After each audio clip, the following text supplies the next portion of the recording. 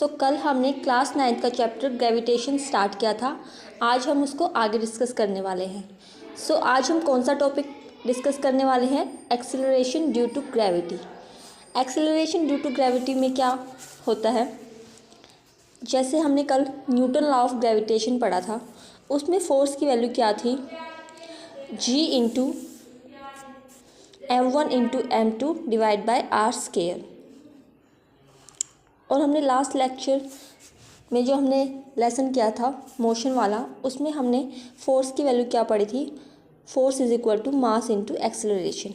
जब हम इन दोनों की वैल्यू, दोनों फोर्स की वैल्यू इक्वल रखेंगे तो उससे हमें जी की वैल्यू मिलती है, जो क्या है? Acceleration due to gravity. वो क्या मिलती है हमें? G into M divide by R square. जैसे हमने दोनों फोर्स की वैल्यू को इक्वल रखा तो एक एम से एम कट जाएगा। ग्रेविटी की वैल्यू क्या आएगी? Acceleration due to gravity is equal to G into M divide by R square. आपको पता है, अगर किसी चीज़ को हम ऊपर से नीचे डालते हैं, फेंकते हैं, तो क्या होती है? उसकी वेलोसिटी ज़ीरो होती है। और वेलोसिटी ज़ीरो होती है तो एक्सेलरेशन भी क्या होता है? ज़ीरो होता है। ये है acceleration due to gravity. Acceleration due to gravity जिसको हम जी से डिनोट करते हैं, और अगर हम सभी वैल्यू को पुट करते हैं जी, एम और एम आर की, तो पुट करने के बाद हम उसको सोल्व करते हैं तो हमें जी की वैल्यू 9.8 मीटर पर स्क्वायर मिलती है। इसको हम 10 के अप्रोक्स भी लिख सकते हैं, यूज़ कर सकते हैं 10 के इक्वल भी। हम जी की वैल्यू 9.8 या फिर 10 रख सकते हैं। नेक्स्ट क्या है? Variation in the value of G. ये जो है acceleration due to of gravity, इसमें क्या हो सकता है? इसकी वैल्यू चेंज हो सकती है, लेकिन जो हमने ग्रेविटेशन फोर्स पढ़ा था कैपिटल जी, उसकी वैल्यू चेंज नहीं हो सकती है। उसकी वैल्यू हमेशा सेम रहती है, जो क्या थी? 6.67 इंटू 10⁻⁻11। लेकिन जो वैल्यू ऑफ जी है वो वेरी कर सकती है अलग अलग सिचुएशन पे। तो वो किस वैल्यू पर या किस वेरिएशन में चेंज कर सकती है? वो क्या है? एल्टीट्यूड। अगर हम क्या करते हैं, अर्थ से,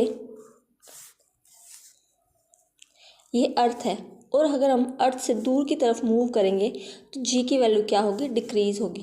क्योंकि ये अर्थ का पहले क्या था? रेडियस था, इतना रेडियस था। अब रेडियस क्या हो रहा है? इंक्रीज़ हो रहा है, जिसकी वजह से क्या होगी?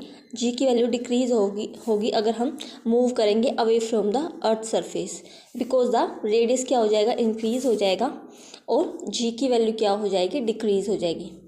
वैसे ही अगर हम क्या करते हैं, ये हमारी अर्थ है, और अगर हम अर्थ से इस तरफ मूव करते हैं, ये क्या है? इसका सेंटर है अर्थ का, और अगर कोई ऑब्जेक्ट यहाँ से यहाँ की तरफ मूव करता है, अर्थ के अंदर मूव करता है, डेप्थ में जाता है, तो क्या होती है? जी की वैल्यू डिक्रीज़ होती है, क्योंकि अब रेडियस भी क्या हो रहा है? डिक्रीज़ हो रहा है। जी की वैल्यू डिक्रीज़ होगी अगर हम क्या करेंगे? मूव करेंगे deeper into the earth, because the earth mass decrease as fast than its radius. Latitude पे क्या होगी? जी की वैल्यू क्या होती है? हाईएस्ट होती है at the poles and lowest at the equator. हमारी जो अर्थ होती है वो कम्प्लीटली राउंड नहीं होती है, वो ओवल शेप की होती है ऐसे। तो इनको जो हम क्या बोलते हैं? पोल्स बोलते हैं, और ये क्या होते हैं? इक्वेटर होते हैं। तो जी की वैल्यू क्या होती है? पोल्स पे तो क्या होती है? हाईएस्ट, इनको हम पोल्स बोलेंगे, और इक्वेटर पे क्या होती है? जी की वैल्यू लोएस्ट होती है। ये बात आपको याद रखनी है कि जी की वैल्यू कहाँ कहाँ वेरी कर सकती है। नेक्स्ट क्वेश्चन है, हम वो डिस्कस कर लेते हैं।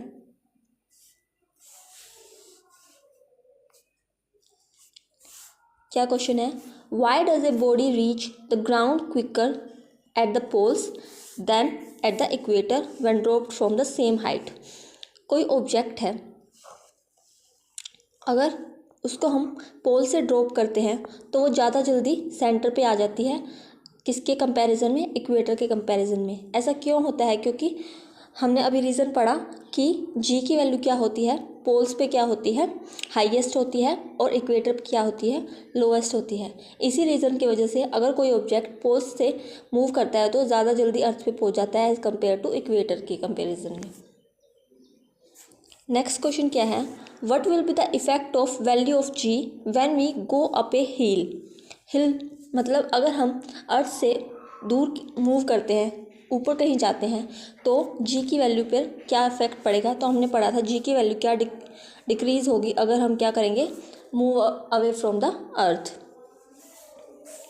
नेक्स्ट क्या है, calculate the value of G at the surface of the earth. हमें अर्थ के सरफेस पे वैल्यू ऑफ जी कैलकुलेट करनी है। ऐसे केसेस में क्या होते हैं, आपको मासेस, अर्थ का मास और रेडियस वगैरह सब कुछ दे रखी होती है, तो आप उसको कैलकुलेट कर सकते हैं।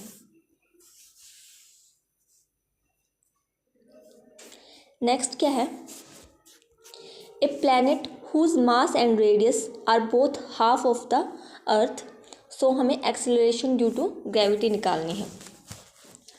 अगर हम मास और रेडियस अर्थ का क्या कर दें, हाफ कर दें, तो हम एक्सेलरेशन ड्यू टू ग्रेविटी कैसे निकालेंगे।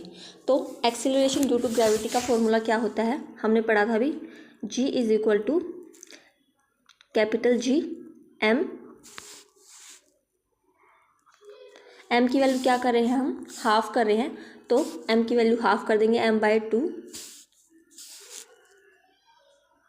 और रेडियस भी क्या कर रहे हैं, हम हाफ कर रहे हैं, तो r/2, और इसका होल स्क्वायर, क्योंकि r स्क्वायर होता है फॉर्मूले में।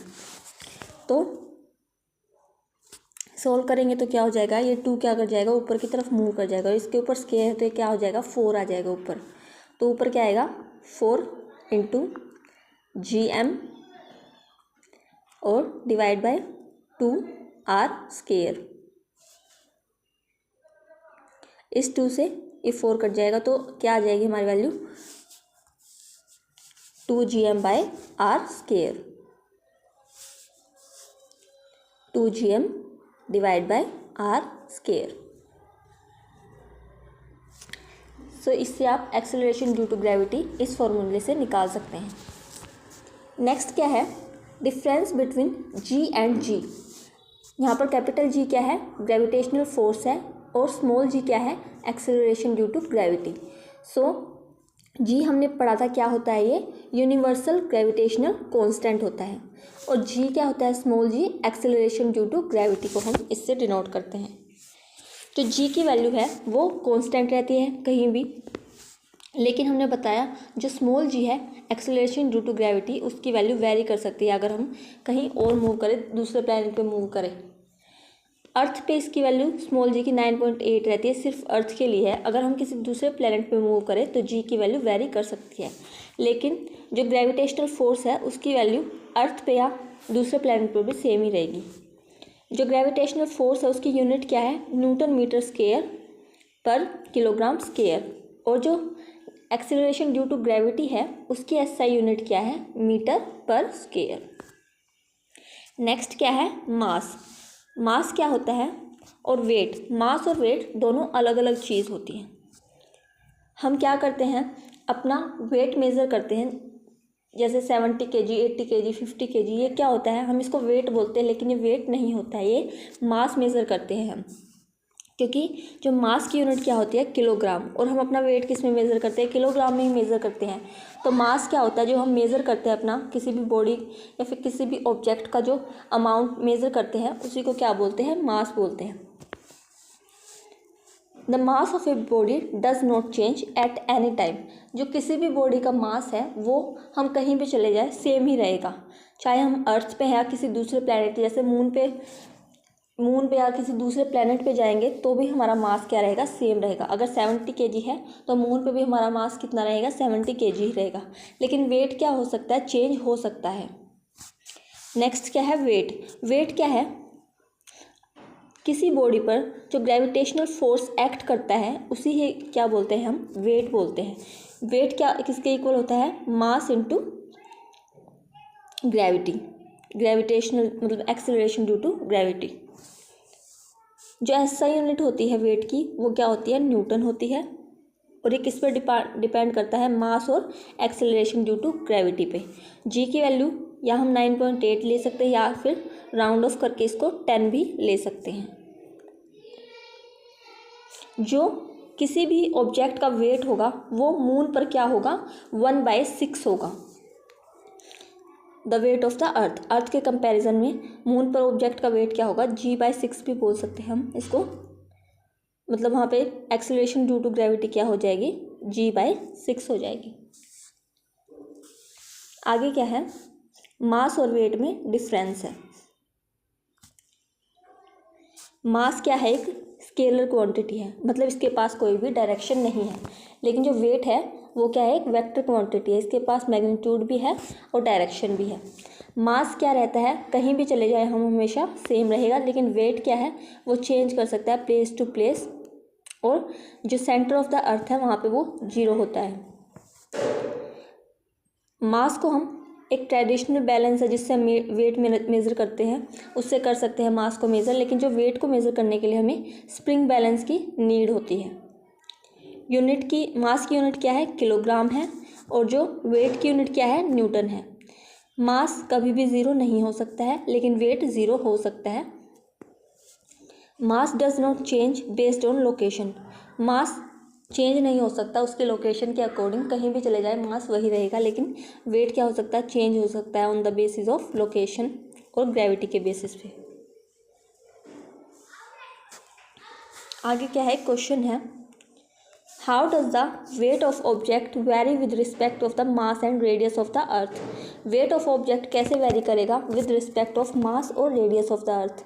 अगर हम क्या करें, डायमीटर ऑफ द अर्थ क्या कर दें, हाफ कर दें, और मास है वो 4 टाइम्स कर दे, तो वेट ऑफ द ऑब्जेक्ट पर क्या फ़र्क पड़ेगा, हमें वो निकालना है। कैसे निकालेंगे हम, अगर डायमीटर हाफ होगा तो रेडियस भी क्या हो जाएगा, हाफ हो जाएगा, तो रेडियस क्या आ जाएगा, रेडियस R/2 हो जाएगा। मास कितना कर दिया हमने, 4 टाइम्स। अब हमें एक्सेलरेशन ड्यू टू ग्रेविटी निकालनी है, तो क्या कर देंगे हम, वैल्यू पुट कर देंगे। क्या था फॉर्मूला, G/m/r²। m कितना लिया है हमने, 4 टाइम्स लिया है, और r कितना ले लिया है हमने, R/2, इसका स्क्वायर कर देंगे हम। g की वैल्यू क्या निकल जाएगी, G = Gm, ये 2 का स्क्वायर 4 ऊपर चला जाएगा तो कितना आ जाएगा, इंटू 16 और /r²। Acceleration due to gravity क्या होगा, 16 टाइम्स होगा। अगर हम क्या कर दें, मास को 4 टाइम्स कर दें और रेडियस को हाफ कर दें।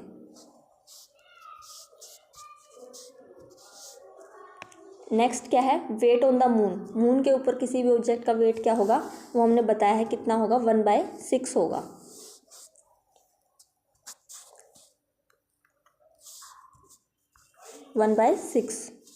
The weight of the object on the moon is approximately 1/6 of the earth.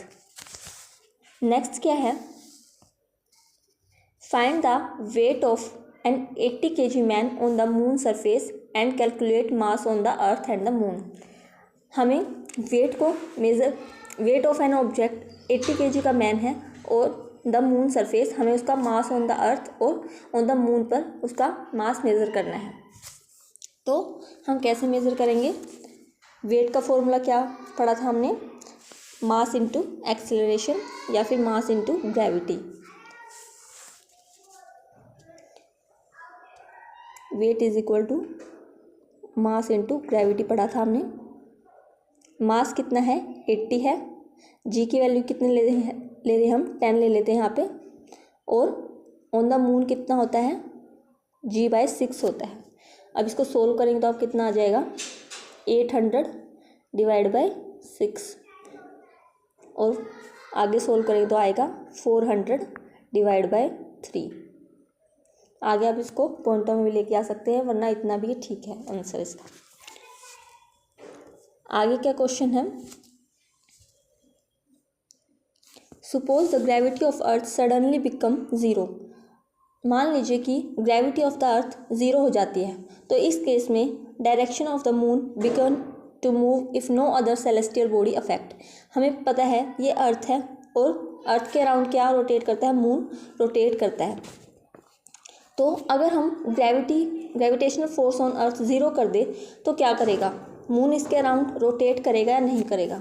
तो मैंने बताया था जो मून होता है इस पर सेंट्रीपिटल फोर्स लगता है। अगर gravity on the earth zero हो जाएगी तो क्या करेगा, जो मून है अर्थ के अराउंड रोटेट नहीं करेगा और सेंट्रीपिटल फोर्स उसको इस डायरेक्शन में निकाल देगा।